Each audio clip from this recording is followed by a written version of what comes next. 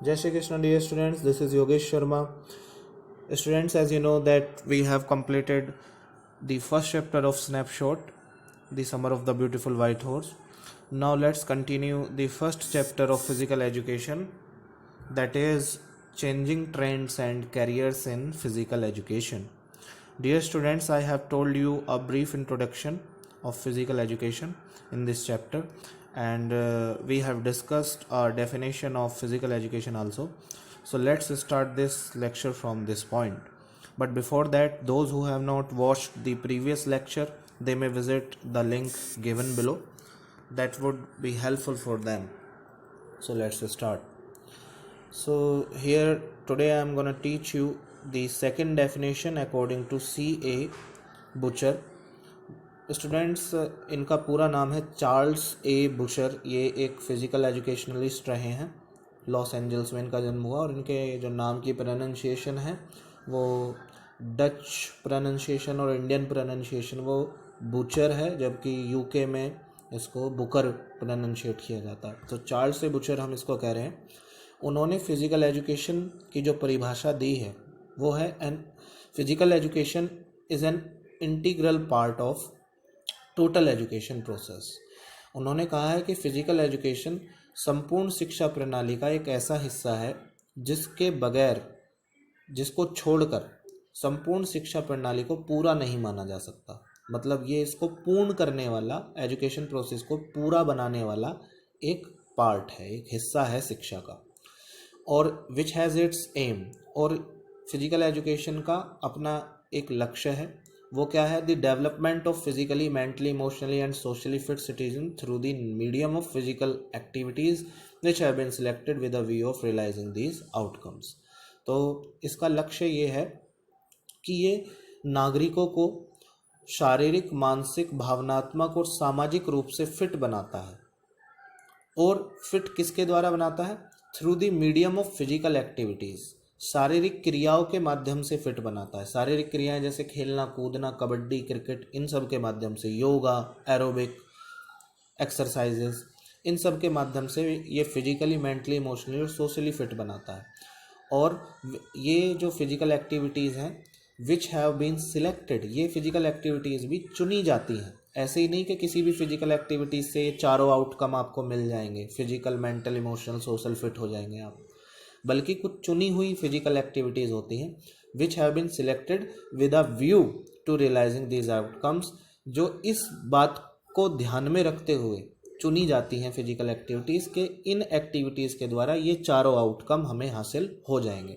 तो इस तरह से चुनी हुई फिजिकल एक्टिविटीज़ के द्वारा नागरिकों को शारीरिक, मानसिक, भावनात्मक और सामाजिक रूप से फिट बनाने के उद्देश्य से जिस शिक्षा को दिया जाता है वो शिक्षा कहलाती है फिजिकल एजुकेशन. और ये शिक्षा संपूर्ण शिक्षा प्रणाली का एक अपरिहार्य हिस्सा है जिसको छोड़ा नहीं जा सकता.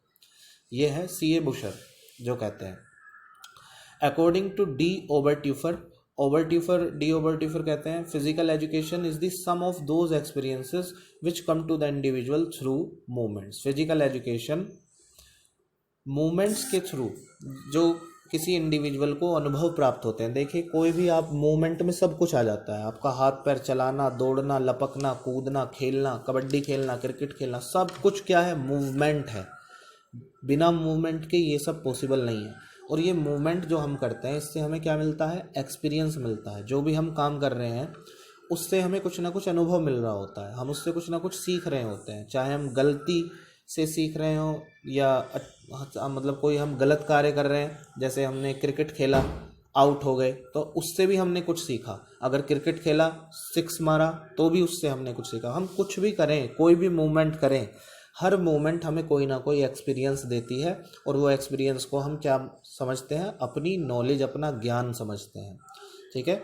सो थ्रू मूवमेंट्स किसी भी इंडिविजुअल को जो भी एक्सपीरियंसेस आते हैं, जो भी अनुभव मिलते हैं, उन अनुभवों के सम को, उन अनुभवों के योग को फिजिकल एजुकेशन कहा है डी ओबरट्यूफर ने.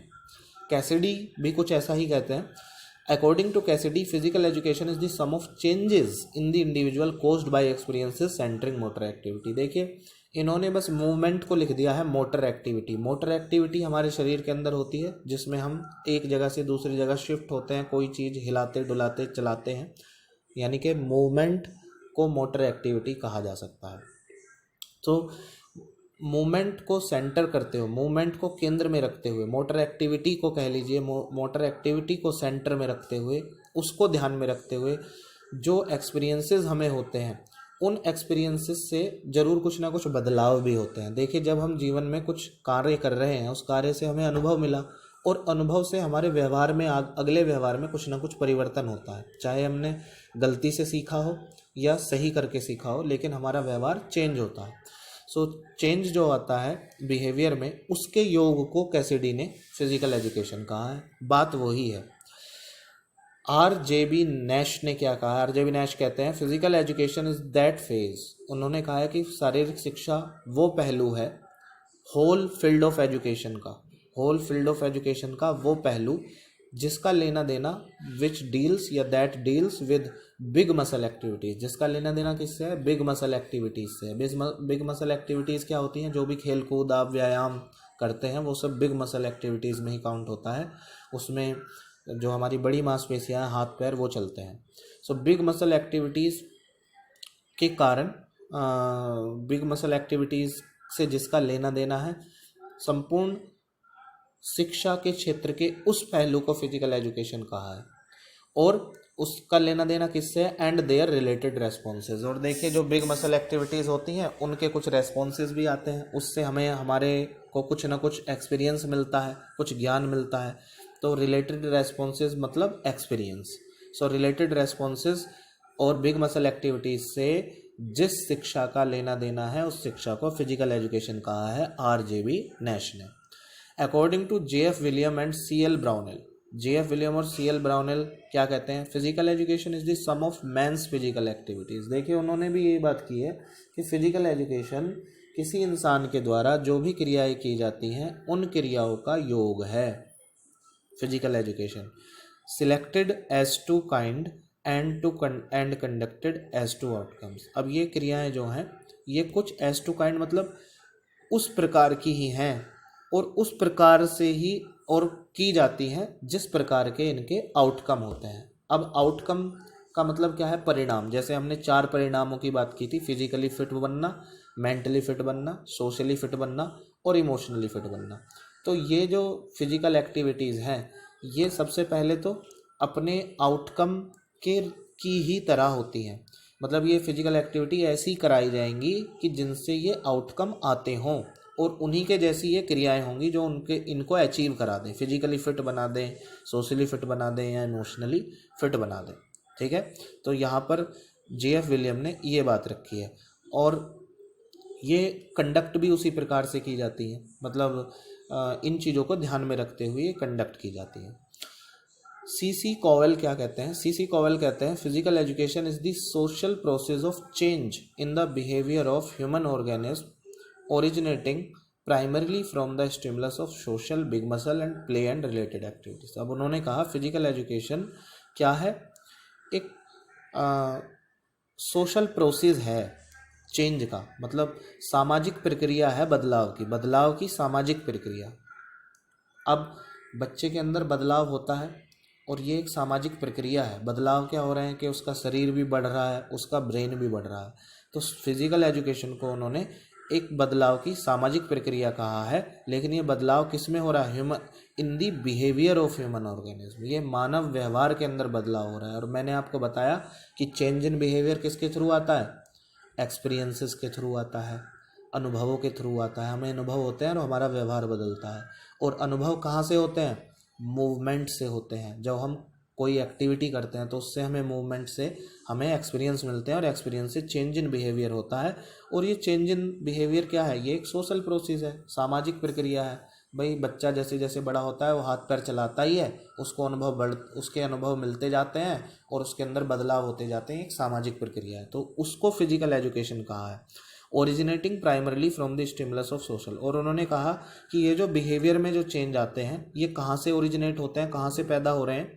विशेष तौर पर सामाजिक उद्दीपन के द्वारा। मतलब समाज ही उसको उकसाता है, ये सब एक्टिविटीज़ करने के लिए। बिग मसल के स्टिमुलस के द्वारा उसकी सारे मांसपेशियां जो हैं वो दीप्त करती हैं इन व्यवहारों में को करने के लिए।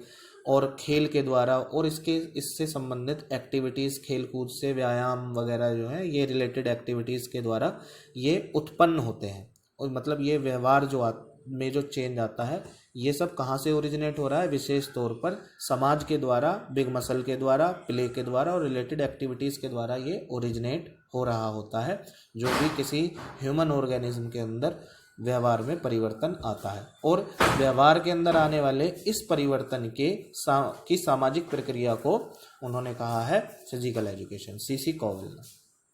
C.L. ब्राउनेल क्या कहते हैं?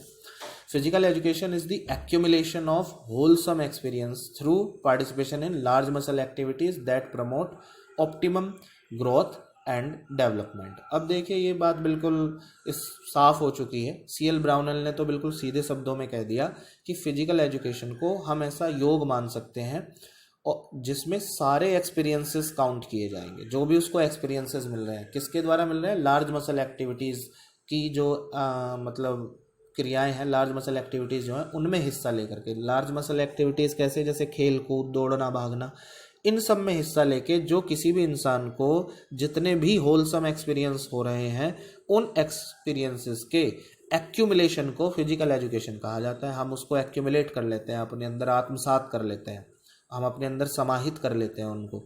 और वो कहते हैं through participation in large muscle activities that promote optimum growth and development. अब लार्ज मसल एक्टिविटी का मतलब ये नहीं कि मैं बैठ करके अगर पैर हिलाने लगूं तो ये भी लार्ज मसल एक्टिविटी है, तो इसका मतलब इससे मुझे क्या हो जाएंगे, ऐसे एक्सपीरियंस हो जाएंगे जो फिजिकल एजुकेशन कहलाएंगे। उससे भी कुछ ना कुछ होगा, पैर में दर्द होगा तो हमें ये सीखने को मिलेगा कि ये खाली पीली एनर्जी वेस्ट करना बेकार है। ये भी क्या है, फिजिकल एजुकेशन है, ये भी तो ज्ञान है। तो वो कह रहे हैं कि फिजिकल एजुकेशन ऐसा एक्यूमुलेशन है उन एक्सपीरियंसेस का जो लार्ज मसल एक्टिविटीज़ के द्वारा होते हैं, और ये ऐसी लार्ज मसल एक्टिविटीज़ जो लार्ज मसल एक्टिविटी प्रमोट करती हों ग्रोथ को, डेवलपमेंट को। मतलब ऐसी लार्ज मसल एक्टिविटीज़ जिनसे किसी इंसान के अंदर ग्रोथ होती हो, उसका शरीर ग्रो हो रहा हो और डेवलप हो रहा हो, उन लार्ज मसल एक्टिविटीज़ में पार्टिसिपेशन के द्वारा जो एक्सपीरियंस मिलेंगे इंसान को, वो एक्सपीरियंस कहलाएंगे फिजिकल एजुकेशन। ठीक है। अब इन्होंने एक्यूमुलेशन शब्द का इसमें इस्तेमाल किया है, यहाँ पर थोड़ा जोर दिया है, इसको समझ लेते हैं। देखिए कुछ चीज़ें बच्चों ऐसी होती हैं कि हम सुन लेते हैं, इधर से सुनते हैं और इधर से निकाल देते हैं। ठीक है।